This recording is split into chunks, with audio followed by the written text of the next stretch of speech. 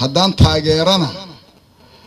waxa waaye orgagi owr naqadoona idiga waa ka tilmaamaa la yiri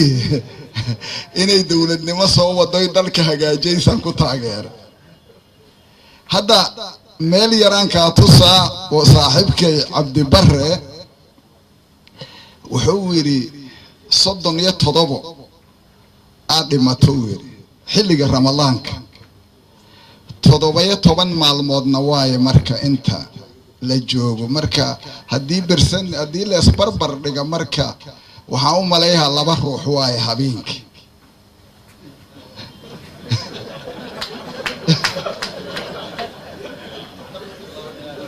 ya marka saddexaad laba ilaa saddex dhahaaliye marka taasna marka loo eego wixii hore discount hoose u socotaa hadayna u soconna waxa la barbar dhigi doonaa wixii hore ilaa wixii ruma la rabaa rajada la qabana waxa waaye in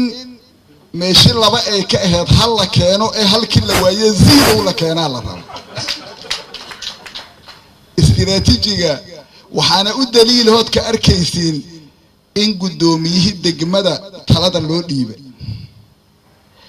waad garan kartiin hadda dadku ma ogtahay isku aragti maahano waxa la yiraahdaa nin cusub waa cod dheer yahay ee cagtu dhig caweysay la yiraahdaa marka abgaalka shiribkiisa la qaadaay ninku hadda dibadda ka yimid oo Soomaaliya yimaade madax laga dhigo soo inuu wax fahmo maahan horta ma habeennimo ma wax fahmo sanadkii waxa lagu fahmay in gudoomiyaha degmada oo ammaanka degmadiisa isagu leeyahay ciidamadii oo ku ammaan gali lahayna farta laga saaro halkaas horta waxay ku tusinaysaa habka aan anagu u socono inaan horumar sameeyayno ilaa meelaha ugu dhibka badan amniga waxa ku soo hiray faragelinta horta waa sunnatullah arrin oo la diidi karo ma baaham in lagu farageliyo nabi maxamed la faragelay oo munaafiqiin oo agta ka fadhida oo gaaladu u soo marayeen sidii asiga loo dili lahaa marka hadii la fiiriyaan hadda guriga ugu yara nabiga waxa la yiri mu'miniinta waxa la yiri ya ayyuhalladina aamanu la tadkhulu buyutan nabiy guriga nabiga ha gelinaa illa an yu'dhana lakum in laydin fasaha maayne iska gelin in idan aad heshiin ma ogiye ha iska gelin taas marka horta waxa isla garayna in horta faragelintu ay tahay mid aan waligeer dhamaahayno rabbaani annaga marka maxaa faragelin goorma arkayna shala waxaan arkayna oo kaliya Ethiopia iyo Kenya aan arkayna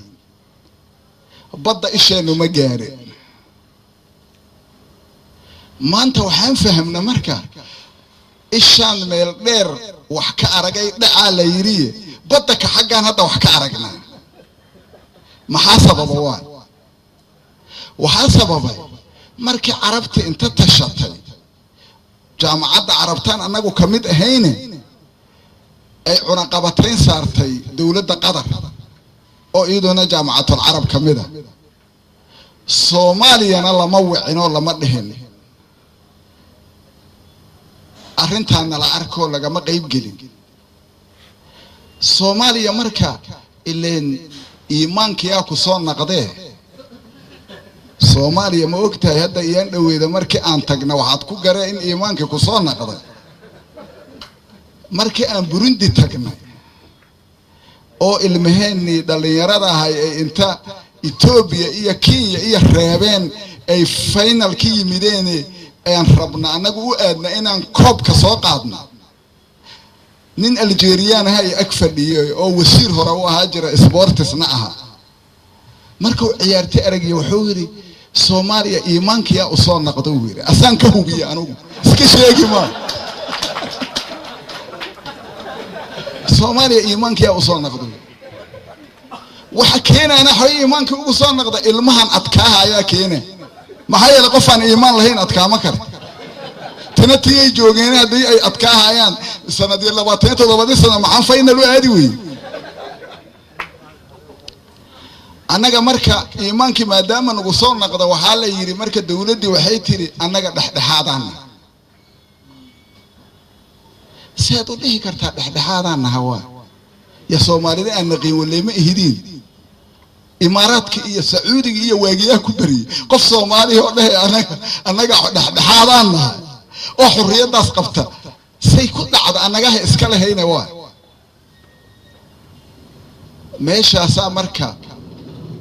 wati halkaas ka kacday dawladdu waa ku adkaysay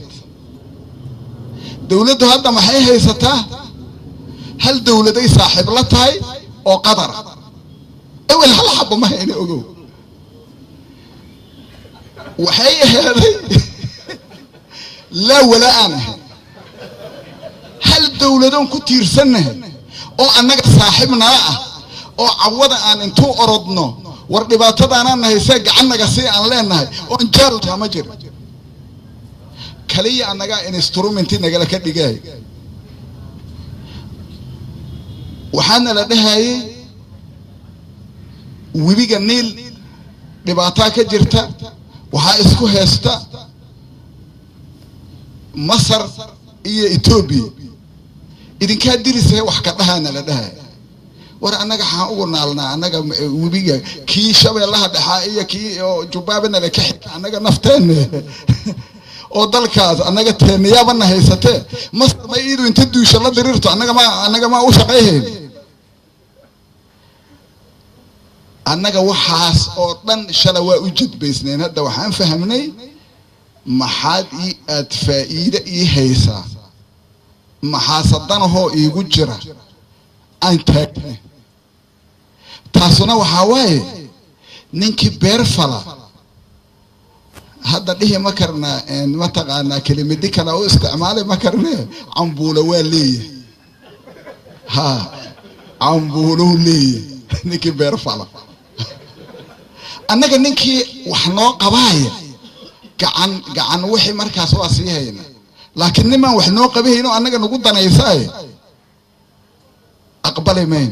waxa soo hela marka faragelinta marka waxa soo hela dawlad goboleedyada ilaa waxay leeyihiin annaga waxaadana noogu jirtaa imaaraad maxaa loola diriraa waxna la kama weydiiyo ma go'aan aniga igu jiraan wax ka weydiiyo aniga lay doorto aniga maxaa lay doorto ma adiga mas'uulka arrimaha dibadda Soomaaliya ma aday ku dhiibad مثلا أنا يديبت aniga waxaad iga dhaadhiciso iyo wixii aad ifahamsiiso iyo dadka naga dhaxeeya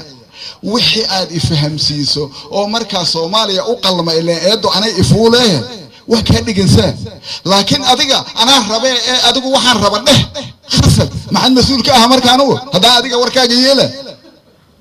taas habeenka xalad tagawa qof yeele ma qof walba xilaa loo dhiibay national issue iyo waxyaabaha caalamka Soomaaliya waxa loo doortay xukuumad dhexe iyaga xildhibaanay soo doorteen oo representative ka ayaga waxa la yiraahdaa Jubbaland intaas laga soo doortay Koonfur Galbeed intaas laga soo doortay Hirshabelle intaas laga soo doortay xildhibaanadaas ayaa marka iyaga mas'uul uga ah wixii national iyaga laga rabaa marka xataa haday makri karaan inay iyaga soo maraan laakiin iyagu inta kuwa korbu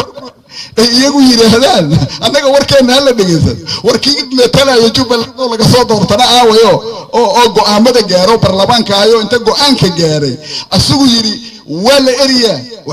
area in xawahay in imaaraadka asugu yiri Soomaaliya meel kamida imaamo karto xildhibaankii yiriya iyaga matala